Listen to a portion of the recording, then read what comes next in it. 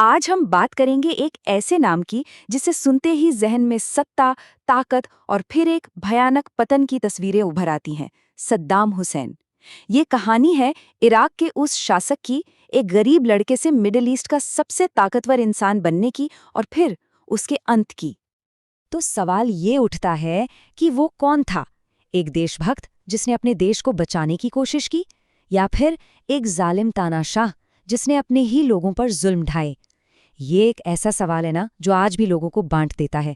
चलिए इस कहानी की अलग अलग परतों को खोलकर देखते हैं और समझने की कोशिश करते हैं। सद्दाम हुसैन को अगर समझना है तो हमें बिल्कुल शुरुआत में जाना होगा, उनके बचपन में, क्योंकि वहीं वो बीज बोए गए थे जिसने आगे चलकर एक ऐसे शासक को जन्म दिया जो लोहे की मुट्ठी से इराक पर राज करने वाला था। तो उनका पूरा नाम था सद्दाम हुसैन अब्दुल मजीद अल तिक्रीती। जन्म हुआ 1937 में और उन्होंने 1979 से लेकर 2003 तक, मतलब करीब करीब 2.5 दशक तक इराक पर हुकूमत की। और ये एक ऐसा दौर था जिसने सिर्फ इराक को ही नहीं बल्कि पूरे मिडिल ईस्ट और दुनिया की सियासत को हमेशा के लिए बदल दिया। उनका बचपन आप कह सकते हैं बहुत ही मुश्किलों भरा था। गरीबी थी, जन्म से पहले ही पिता का साया सिर से उड़ गया, और फिर सौतेले पिता का बर्ताव भी बहुत कठोर था। इन सब चीजों ने ना सद्दाम के अंदर एक गुस्सा और आगे बढ़ने की जिद भर दी। शायद यही वजह थी कि वो बहुत कम उम्र में ही अरब नेशनलिज्म की तरफ खिंचते चले गए। तो चलिए अब देखते हैं कि कैसे ये नौजवान, जो गुस्से और महत्वाकांक्षा से भरा था, धीरे धीरे पावर की सीढ़ियां चढ़ता गया और एक दिन इराक का सबसे ताकतवर इंसान बन गया। देखिए, उनके सत्ता तक पहुंचने का रास्ता सीधा नहीं था, बल्कि हिंसा और साजिशों से भरा हुआ था। 1957 में वो बाथ पार्टी में शामिल हुए। ये पार्टी समाजवाद और एक अखंड अरब के सपने की बात करती थी। फिर सिर्फ 2 साल बाद ही उन्होंने प्रधानमंत्री की हत्या की एक नाकाम कोशिश में हिस्सा लिया। इसके बाद उन्हें देश छोड़कर भागना पड़ा। लेकिन कहानी यहाँ खत्म नहीं हुई। 1968 में जब बाथ पार्टी ने तख्ता पलट करके सत्ता पर कब्जा किया तो सद्दाम एक बड़े नेता के तौर पर वापस आए, और आखिर में 1979 में वो दिन आया जब इराक की पूरी कमान उनके हाथों में आ गई। वो बन गए राष्ट्रपति। और सत्ता हाथ में आते ही सद्दाम ने दिखा दिया कि वो किसी भी हद तक जा सकते हैं। विरोध की हर एक आवाज को कुचल दिया गया, अपने दुश्मनों को रास्ते से हटा दिया, और सेना और सिक्योरिटी फोर्सेस पर ऐसा कंट्रोल किया कि पूरे इराक में उनके नाम का खौफ फैल गया। अब यहाँ एक बहुत दिलचस्प बात आती है। सद्दाम के राज के ना 2 बिल्कुल अलग अलग चेहरे थे। एक चेहरा था देश को बनाने वाले का, और दूसरा एक क्रूर तानाशाह का। इसे ऐसे समझिए, एक तरफ तो उन्होंने इराक के तेल उद्योग को नेशनलाइज किया। इससे देश के पास बेहिसाब पैसा आया। उस पैसे से उन्होंने स्कूल बनवाए, अस्पताल खोले, सड़कें बनवाईं, मतलब इराक को मॉडर्न बनाने की कोशिश की। लेकिन सिक्के का दूसरा पहलू ये था कि उन्होंने डर का शासन कायम किया। जो भी उनके खिलाफ बोलता उसे दबा दिया जाता था। खासकर कुर्द और शिया आबादी पर तो उन्होंने बहुत जुल्म किए। और ये सब करते हुए वो एक और खेल खेल रहे थे।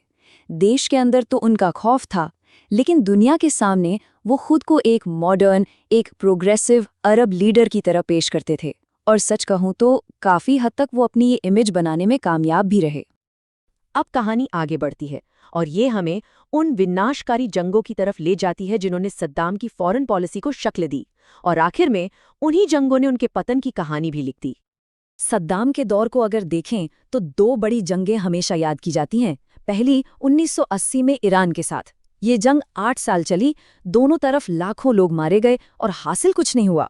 और फिर दूसरा 1990 में कुवैत पर हमला, और ये उनकी जिंदगी की सबसे बड़ी गलती साबित हुई। एक ऐसा फैसला जिसने पूरी दुनिया को उनके खिलाफ खड़ा कर दिया। कुवैत पर हमले का नतीजा इराक के लिए बहुत भयानक निकला। अमेरिका की लीडरशिप में कई देशों की फौजें ने मिलकर इराक को बुरी तरह हराया और कुवैत से बाहर खदेड़ दिया।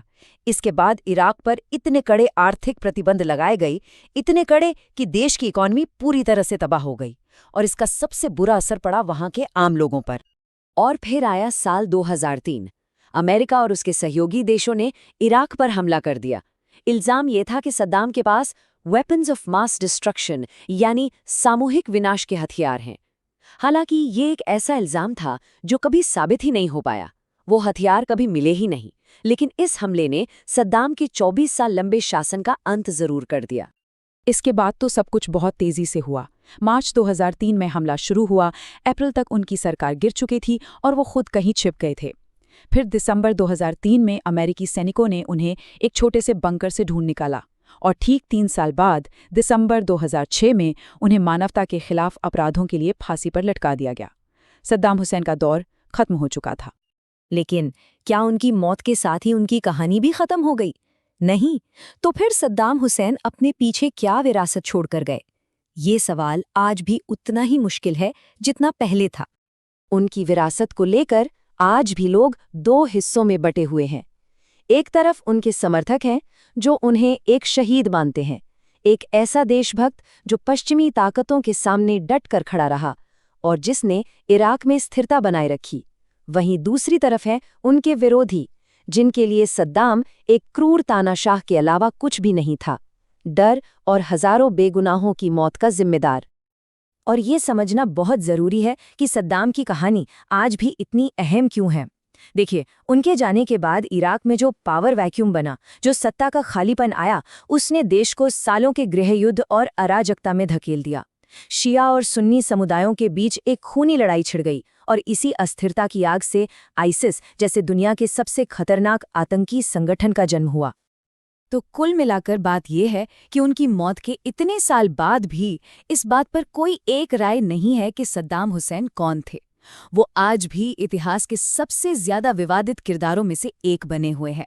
तो आखिर में एक सवाल हमारे सामने खड़ा होता है, क्या सद्दाम का अंत इतिहास का एक कड़वा सबक है?